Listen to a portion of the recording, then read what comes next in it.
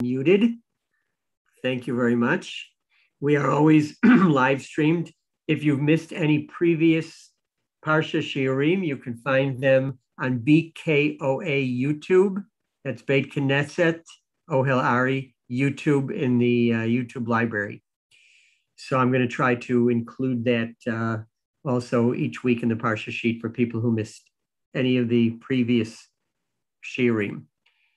Tonight, we're going, or today, depending on where you are, we're going to discuss at least some aspects of Parshat Bo.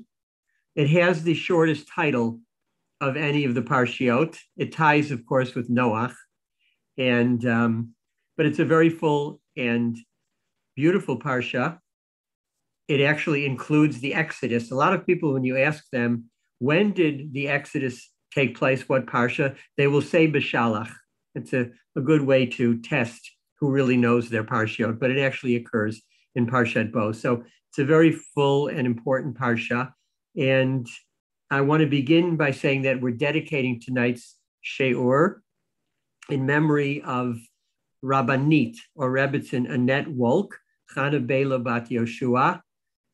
She was an amazing person. I could probably spend at least the entire Shiur just singing her praises. And Rabbi Wolk, her husband, is online with us, and maybe he'll say a few words afterwards. But we became very close personal friends in Texas, in Dallas together. And we were really a foursome, myself and Susie and Rabbi and Rabbanit Wolk. And she died quite suddenly. Today, or this Shabbat, is the second Yortzeit. And very recently, a Sefer Torah was dedicated in her memory. She was a beloved teacher. And so she was really a legend in the day school where she taught in the community. And so it was only fitting that a Torah be dedicated because she taught so much Torah during her life. So perhaps we'll add a few words at the end. And also dedicating this year to Henry Tzvi Yaakov ben Esther. Perhaps Tal, who's with us, will say a few words there as well. Let's turn to the issue at hand.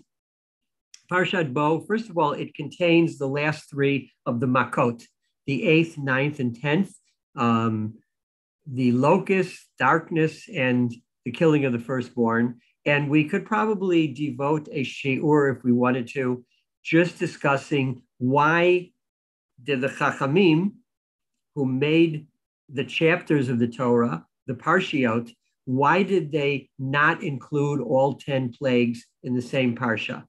It's a good question. I'm not going to, there's a lot of different approaches to it. We're not going to discuss it, but it's something that, you can look into and think about, but certainly is a bit puzzling because, as you know, although the chapters, the prakim of the Torah are not of Jewish origin, actually the monks who, there's a lot of dispute about this, but the monks who decided on the chapters so that they could quote chapter and verse, but the Sidrot, the Parshiot, that is of Jewish making. They decided when a Parsha would begin, when a Parsha would end. So it is quite interesting. But we're going to get into the Pesach mode and the Pesach mood by talking about Pesach, which is dealt with extensively here in Parshat Bo. So the first question is, when is Pesach? What is the date of Pesach? When you ask this question, it's another one of those questions that a lot of people get wrong. And how many people say that it's on the 14th of Nisan? Anybody? Anyone out there? No hands? Nobody thinks it is? Okay, thank you, Jay. There's a couple of brave people. And how many say it's on the 15th? Okay, well, there's a ringer out there who knows all the answers, but the truth is that Pesach is on the 15th of Nisan, even though a lot of people will say it's on the 14th. But you might excuse them because, in a sense, Pesach is spread over the 2 days. Indeed, there are some people that want to say it's really 2 holidays. It's Chag HaPesach and Chag HaMatzot, the 14th and the 15th. It's the only Jewish holiday whose laws and requirements begin before the holiday begins. If you sit in a sukkah 2 hours before Sukkot begins, you get no credit for that. You make no bracha on the sukkah. You're just in a hut. It's only when night falls, Sukkot begins, then it becomes a mitzvah. Pesach is different because already on Erev Pesach, we're not eating chametz. To some extent, we're not eating matzah either. And so you're already, in a sense, in Pesach mode because originally, when we had the Beit HaMikdash, we were already shechting the carbon Pesach. We were preparing the lamb to be used at the Seder that night. So you had lots of different obligations already in Erev Pesach. So we can excuse the people that get it confused between the 14th and the 15th. Okay, 1 second. I'm losing my video there. Let me try to get back there. Sorry, give me a second. Okay. I'm going to keep talking, even though for some reason I'm having some computer issues and I'm not able to see the picture. You can see me. Okay, I'm going to go on even though I can't see you. All right. Hang on 1 second. Okay, I'm back. Now I can see you. All right. So this is one of the unusual things about Pesach, that it's spread over 2 days. I would also tell you that it's unusual in that there are 2 versions of Pesach. There is Pesach Mitzrayim, with all we'll hear about it in a moment, the different mitzvot of the one time they celebrated Pesach in Mitzrayim, which was actually prior to the Exodus. And then Pesach Dorot, all the times afterwards throughout history, when we celebrate Pesach, they're very similar. They're almost identical. There are some slight differences, but it's quite unusual to have 2 versions of the same Chag. I would also maintain that, in a sense, Pesach is the first of all holidays historically, except perhaps for Shabbat. Shabbat, according to some, did not have to wait till the Torah was given, that Moshe Rabbeinu went to Paro and he said, you know, the slaves, the Israelites, would perform much better if they had a day off and a chance to rest and recharge. So lo and behold, Paro says, okay, pick a day. And guess what? He picked Shabbat and kind of snuck it in there. So we would have, you know, get used to the idea before it even became a mitzvah. But this Pesach Hadorot, which actually occurs in a sense before we're established as a nation, we haven't left Egypt yet, and yet we still celebrate this holiday. So it's a good trivia. In a sense, Pesach is the first Jewish holiday in our history. But that begs the question, why would we have a holiday prior to the event? If you think about it for a second, Purim, for example. So we defeat Haman. It's appropriate. Let's make a Chag. Hanukkah. We reclaim the Beit HaMikdash. We rekindle the menorah, the Ner Tamid. That's the time to celebrate. Why did we not wait to celebrate Pesach until the situation lent itself? Let's leave Egypt. Let's get out of there. Maybe we'll wait till after Kriyat Yamsuf when the Egyptian army is destroyed. No, let's celebrate. Instead, we have to do the celebration first, which really is very puzzling. You'd be hard to think of another occasion where we're doing the celebrating before the event actually occurs. So I want to suggest that Hashem is preparing us for becoming a nation, and he wants to give us a taste, a little foretaste, Vorspeise, a preview of what was to come. And he wanted to teach us certain essential values and skills that we would need for the rest of our history. So even before we left, even before technically Yetziat Mitzrayim, the Exodus, we had to celebrate an event that would only come later in order to inculcate certain values within us. And that's what I want to talk about, these values. What are they? What was Hashem trying to teach us through this kind of almost too early celebration of Pesach? Well, first of all, it begins with time. This whole story, this whole episode of Pesach begins HaChodesh Hazeh Lachem, where we establish Nisan as the first nation. This is another reason why Judaism is so confusing.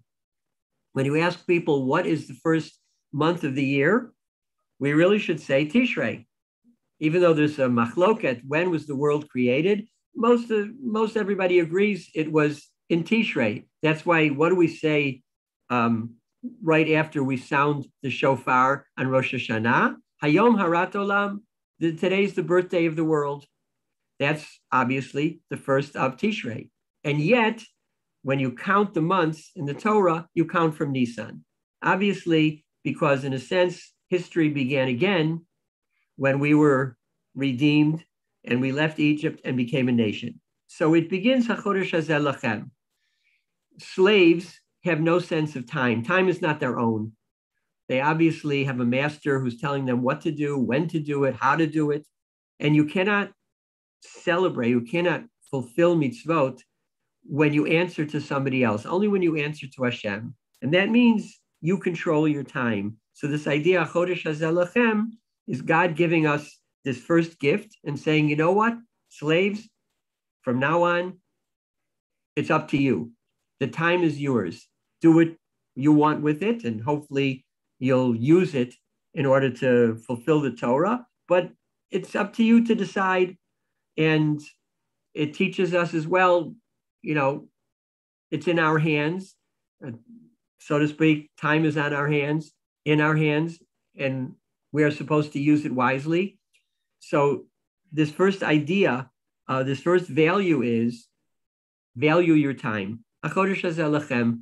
There are many different interpretations of Lachem, but essentially I think that's the idea. This is a gift to you, and now you own, in a sense, your own time. It's true, the Torah will tell you that there are things you have to do at a certain time, but hopefully that's what you'll freely choose to do with the time that you've been given. The second thing, that's the second value that's being given here in the Torah, I think that we need in order to exist and maintain our nation throughout history, is courage. And this whole story of how we prepared for the first Pesach Seder is a story of courage. We were told that on the 10th of Nisan, we should take the lamb. Remember that the lamb was a god of Egypt. So it was not, obviously a simple thing. Take it, tie it to the bedpost, check the lamb, make sure that it's appropriate for an offering, and then shecht it, and then slaughter it. And that took guts. That took a lot of courage in order to stand up, in a sense, to Egypt, especially consider the timing. Here we are, a slave people, an oppressed nation with the mightiest country on earth.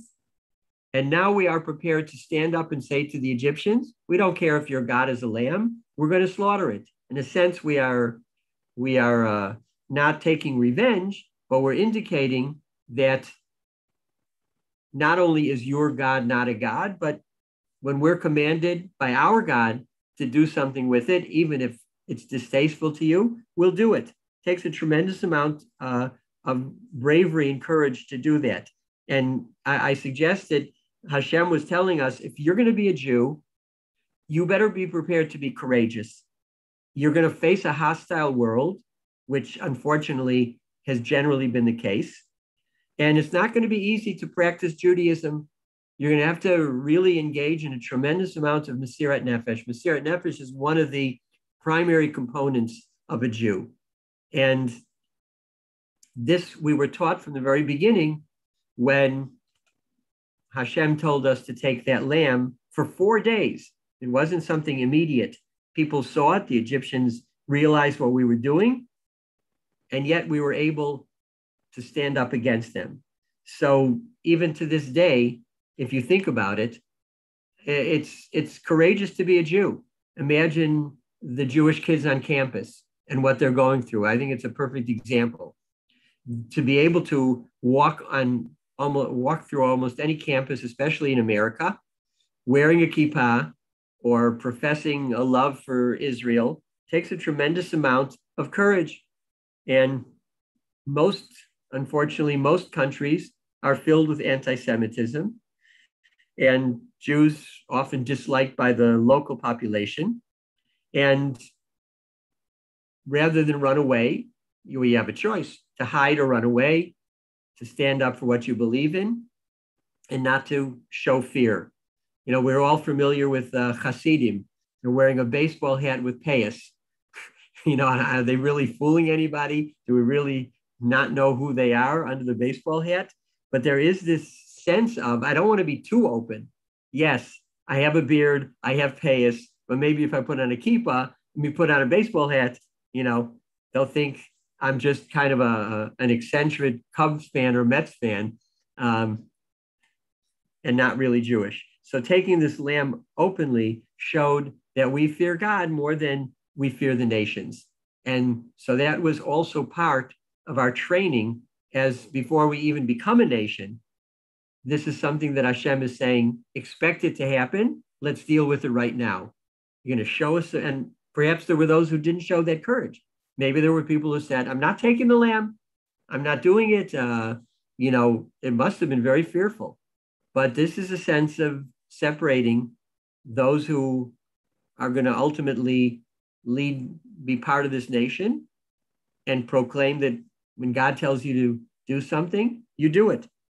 The next thing we come to when we look at this Parsha of Bo, right, after Hashem has said all the details of taking the lamb, ish sel beit avot, sel bayit, etc., then there's still another step.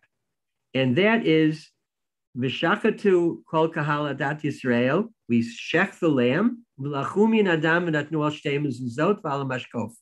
You're going to put the blood on the doorpost, al habatim, of the houses. The next issue we come to, the next value, is one of blood. We merited redemption, we are told, because of two bloods.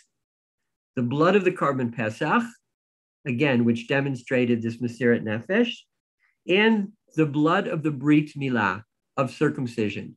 That's why we say, when at every Brit, we use this phrase, B'damayi chayi, in your bloods I shall live. It's not in your blood. B'damayich is bloods in the plural.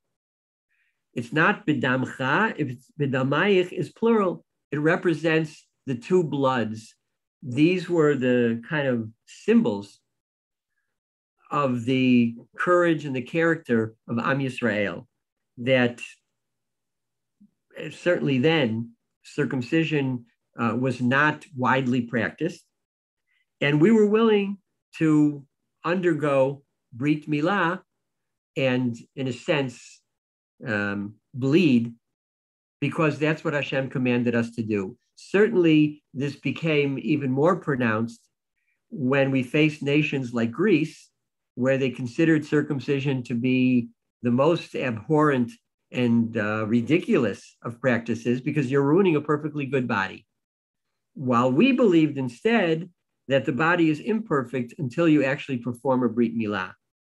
So the Torah tells us in quite length in this Parsha, this whole idea of the blood, of taking both the blood of the Korban Pesach, which was sprinkled. Later on, it would be one of the major aspects of every karban, the sprinkling of the blood. The karban would not be accepted until the blood was taken and sprinkled in a very specific way.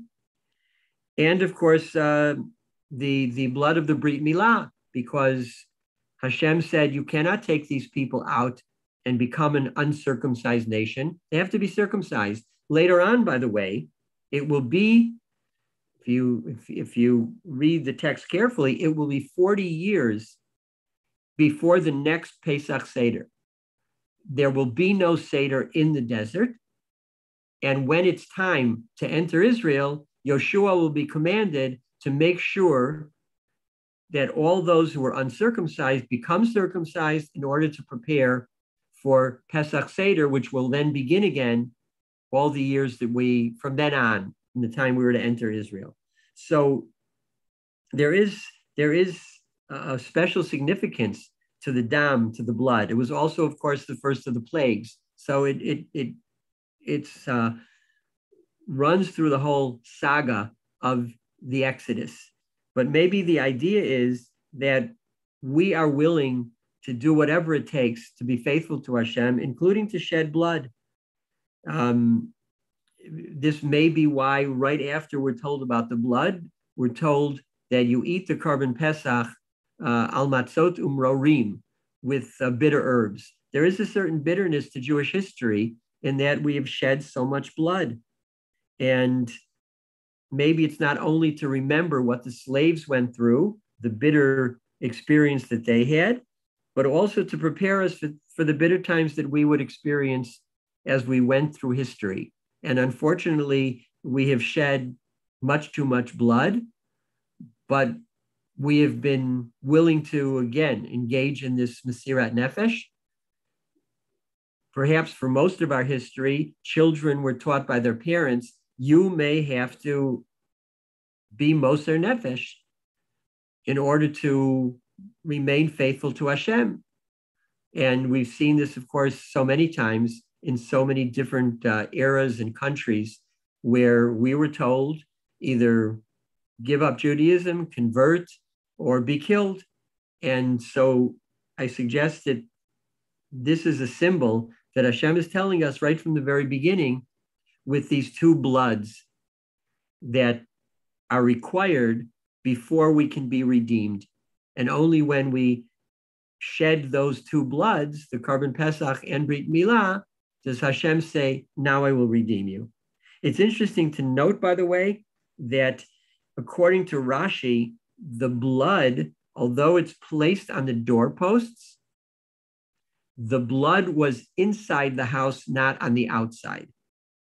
So how Rashi is able to reconcile this with the fact that the angel that comes to administer the Makat Bechorot passes over the homes that have this mark.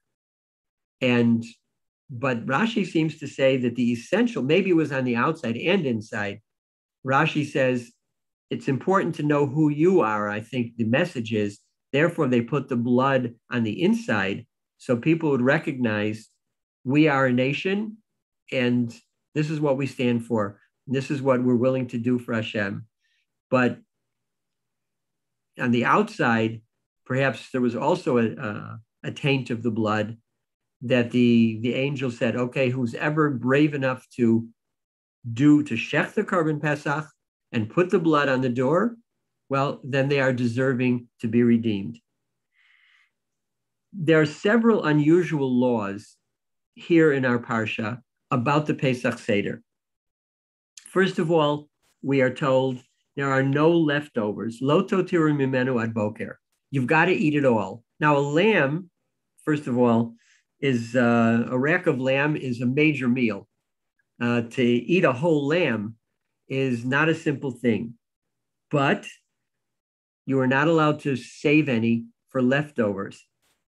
By whatever was not eaten during the night had to be burned. Hanotar mimenu ad boker ba'esh tisrofu. You had to get rid of it. We were also told that you could not take anything outside, right? The Pasuk tells us that you had to eat everything inside and nothing out in the street. We're also told that an uncircumcised person, meaning a non-Jew, could not participate in the mitzvah of Korban Pesach. When you put all of this together, you come up with one basic idea, that you have to come together with your fellow Jews. You can't eat the lamb by yourself. You're going to have to invite other people to finish it. We're Jewish. It's a shame you're not going to throw away a whole lamb or half a lamb because you didn't eat it. So you definitely want to get people involved. You can't save it. You can't take it outside to somebody in the street and give it to them. So the idea of community is very clear here, that you have to join together with others, and we have to unify as a people. And Pesach is the perfect time to do that. So it was meant, let's say specifically that night, on a one-time basis, that you had to eat together. But I think it was sending the message that we cannot stick to ourselves. We have to join together with others, and we have to form a community. That Judaism is going to depend on us coming together. United we stand, divided we fall. And so many aspects of Judaism become communal, starting with a minyan, that although you theoretically, you can daven by yourself, but certain things are instituted so that you have to do it in a community. And so Hashem is saying, as a people, we're going to have to learn how to live together. And it's, of course, been a problem throughout our history. It was a problem when the two kingdoms, one kingdom split away from the other, Yehuda and Yisrael. And we've had this problem throughout our history. And maybe this first message of Pesach was saying, you don't have a small Pesach Seder. You invite people and you celebrate together. And by the way, everybody, in a sense, becomes equal. It's a famous comment that we begin the Seder by, everyone says, Kol dichvin yete v'yechel. Whoever is hungry, come and eat. They asked the question that, why do we all say it? Let the host of the Seder say it. But the point is that everybody, in a sense, becomes a host, and everybody's entitled to say it and invite to whoever you can to come in and join your Seder. And then finally, there is another element that's a very beautiful idea. I think we've talked about it a little bit before, but maybe we'll do it in a little bit more depth tonight. And that is the idea of speed. There is a fascinating connection between the Pesach Seder, or Pesach in general, and speed. We say, first of all, that the Jewish people left Mitzrayim b'chipazon, quickly. Now, you can understand that they wanted to get out of Egypt. When the time came and the gates were open and we could escape, we escaped. But then we're told, "B'achaltem oto b'chipazon." Not only that, but you should eat quickly. The meal should be something that involves speed. Pesachul Hashem. So this first Seder meal, in particular, of Pesach Mitzrayim, this unique Seder held one time in history, included not only eating quickly, but doing a certain amount of role playing. B'kacha tochlu oto, here's how to eat. Matnechem chagurim, na'alechem b'raglechem, u'makelchem b'yedchem. Have everything at the ready. Show that you are ready to rush out. Even though you may have taken your time to eat, there has to be a certain mood that you are expressing, and that is speed. Even today, when we have Pesach, we're told that the foods, the basic foods, have to be eaten relatively quickly. You were given a time limit. Now, normally you go out to a good restaurant, you take your time eating. Nobody says to you, you have to, well, I suppose in some restaurants, if they want to get you out, they tell you 2 hours or an hour and a half. But here you're told, eat quickly. And you may have seen, how some people take the matzah and they smush as much as they can in their mouth to eat it a large amount as quickly as you can, if they're really, fastidious and careful about eating within a certain time limit. And it looks a little bit bizarre, but we're told that you have a time limit at the Seder when you're eating these various things, the matzah, the maror, etc., to eat, to swallow within a certain amount of time. Very interesting. And not only the meal itself is eaten quickly, but this basic food, the matzah, the only food that's left biblically to eat, right? Because we don't have a korban Pesach today. The 4 cups, the arba kosot, that's rabbinic. The maror is rabbinic today. The matzah is the primary food and the symbol of Pesach.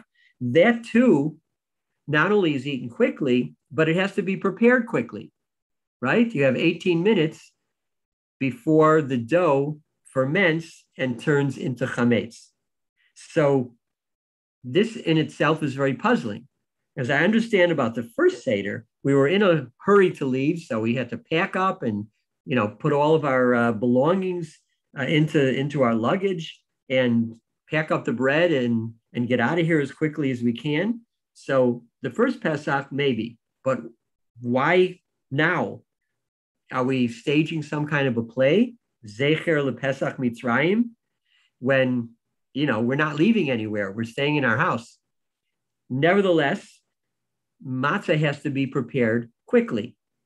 And even that first Pesach, the famous question, we were told about in our Parsha on the 10th of Av, right? Hashem says, this is the first, HaChodesh Hazeh Lachem, gives us our marching orders and says, on the 10th, you're going to prepare the lamb for the korban Pesach. What's the rush to make matzah? You have plenty of time. You actually had 2 weeks after Hashem issues this command.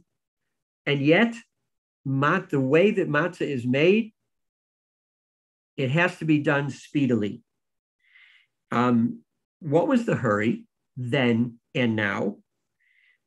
So we see that the pasuk tells us, "Ushmartem et hamatzot," you will guard the matzahs. We all know this category of matzah shmura matzah. It comes from this pasuk. You will guard the matzot, guard it carefully without getting into the details of from when you guard it, etc. But Rashi brings the famous statement, and most of us know, "Ushmartem et hamatzot," since the word matzot has the same letters of the word mitzvot.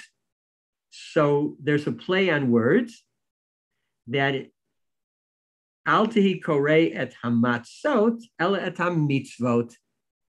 You shall guard not the matzahs, but the mitzvot. Kederach she'ein machmitzina tamitzvot, kach ein machmitzina tamitzvot.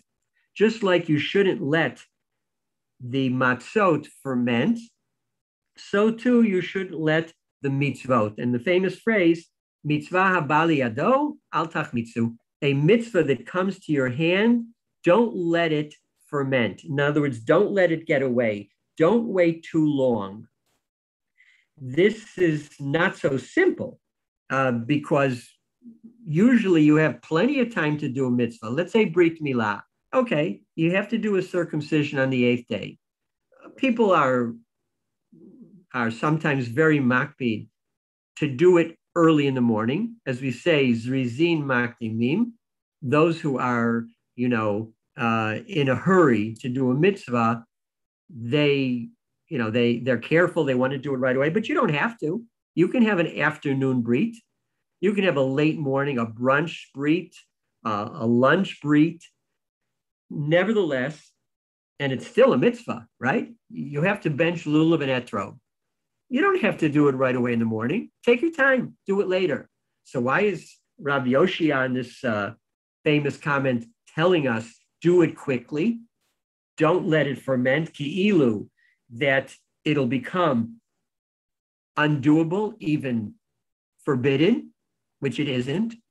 why is there such an emphasis on doing it quickly? So I want to suggest that the idea of speed, of doing something in a hurry, has the connotation and sends the message of excitement, of passion, of desire. When you really want something, when something is important to you, you do it quickly. It's not something that you're lackadaisical and say, yeah, I'll get to it. You win the lottery, you rush to cash in your ticket. You haven't seen a loved one for a long time, you rush to be together.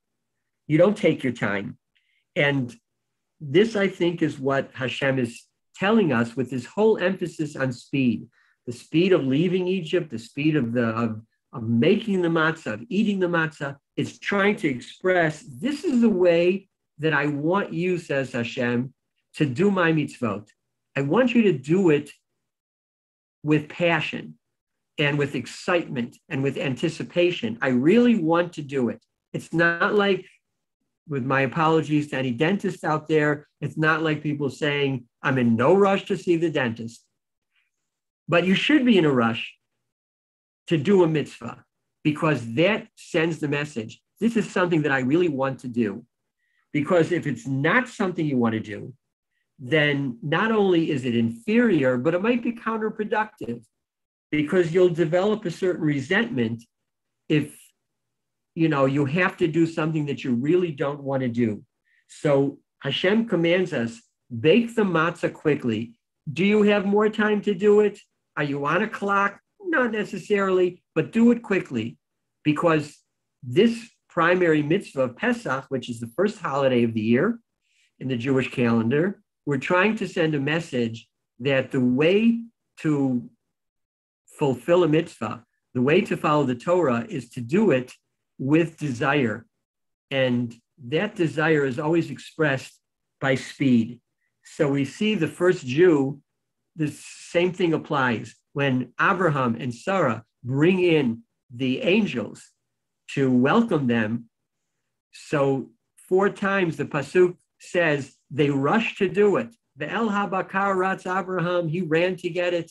He says to Sarah, Mahari, hurry up. It's all about speed, because Abraham wasn't just willing to do this Hachnasat Orchim, to welcome them. He wanted to. And so he hurried. He said, let's do it quickly, because it's something that really comes from inside. I want to do it. When you get the birthday present that's all wrapped up, you want to tear the wrapping off. You want to get to the present. It's not something you put aside and say, if I get some free time, maybe I'll open it. That obviously sends a negative message. But the fact that you see children, right, who are just rip that paper off in order to get to the present, that shows you how excited they are and looking forward to being able to open the box. And that's exactly the message that I think is being sent by this whole emphasis on speed. Would it still be a mitzvah if you did it slowly? Yes. You don't delay till it's too late, but you still have time to do it. But the fact that you do it quickly is not just fulfilling the mitzvah, but shows your own concept of it, your own approach to it, your own reaction to it. And Hashem is saying, that's really what I'm looking for. Of course, it's hard to command that, but that's part of our struggle, is to make the mitzvot endearing and attractive. That's something that we can work on. But ultimately, that's the message that we're trying to send. So this specific section of Bo that is trying to train us, I think, into how to be the best type of Jew. Have courage, be prepared that you may have to sacrifice, that you may have to stand up to the world in order to proclaim who you are and what you believe in. Join together with your fellow Jews, and to the best of your ability, try to pursue this lifestyle with passion. And then says Hashem, I'll be happy and you'll be happy, it'll mean much more to you. And in a sense, that's what Pesach becomes about. And that's why even before we have the event that would cause us to have a Pesach Seder, we already have a kind of model Seder in order to start our nation with the right values. So I'm going to stop, and maybe I'll ask Rabbi Wolf to say a word or two. I can always put him on the spot and say something about Annette, Zikrona Livracha, and Tal, if she wants to say a word, and then anybody who has a question or comment. Okay, Rabbi Wolf, can you unmute yourself? Yeah. Yes. Thank you, Rabbi Weiss. Hello, everyone. Thank you very much for dedicating today's Shiur to Annette's memory, Chana Bela Bas Yehoshua. He spoke about importance of time. HaChodesh Hazel Lachem. The Gemara comments, Lachem hu masur. Time is given over to you. Ve'inatem besurim bo. And you're not given over to it. This year is a very good example of it, that we have a leap year. So we postpone essentially Pesach for a month. Time is ours. And Annette, Lashalom, and everything she did, she made the most of her time. We concluded by talking about speedily doing the Mitzvah of Pesach. That was also Annette, very quickly and speedily doing many things. Loving wife and mother and Savta, always busy teaching in the classroom, tutoring bat mitzvah girls, teaching swimming in our community to children and adults. She was always busy doing something positive. And that was, I think, really one of the lasting impressions she made on our family and our community. As Rabbi Weiss mentioned, our school here, Kibi Yavne Academy, dedicated a Sefer Torah in her memory. Certainly no greater accolade than that. And on the top of the Torah mantle has a picture of children. Her children, both her own children and children in the community, were her life. And on top it says, Vishinantam levanecha, teach your children diligently. So she was always busy teaching, both formally and informally. And we hope, we're confident that with her yortzeit this Shabbos, Parsha's Bo, that her neshama should have an aliyah, and that her legacy should continue to be instructive to many of those who knew her. Thank you. Thanks very much. Okay. Any other comments? Anybody want to make a comment or ask a question? I had a question, which is it still, are we still not allowed to invite non-Jews to Seder? That's a very ticklish issue. And it's a good question, especially since the wine is flowing and you have to be careful unless the wine is all mavushal. There are people that are very makpid only to have Jews. It's not a you're no longer eating the Korban Pesach, so it's not a technical commandment anymore. They were not allowed to partake of the Korban Pesach. So there are definitely authorities that say under certain circumstances, you can have other people there. They may want to come and learn about it. I always received as a rabbi, and I'm sure Rabbi Wolk the same way, people always, fascinated in saying, I want to come and see what a Seder is like. And there are different opinions on it. And obviously, if you don't feel comfortable, don't do it. But if it is somebody, it may even be somebody who's studying to be Jewish who isn't Jewish yet. And certainly there are lenient opinions for that. Okay, I'm going to come to you in a second. Tal, Rabbi Wolk, do you want to comment on that? About having non-Jews at a Seder? You have to unmute. Mm-hmm. You have to unmute, Rabbi Wolk, if you can. I can't hear you. Maybe they're not letting you unmute. You can't unmute? Okay. I don't know how to, I don't know how I can unmute you. Okay, now I think I'm unmuted. Go Yes? ahead.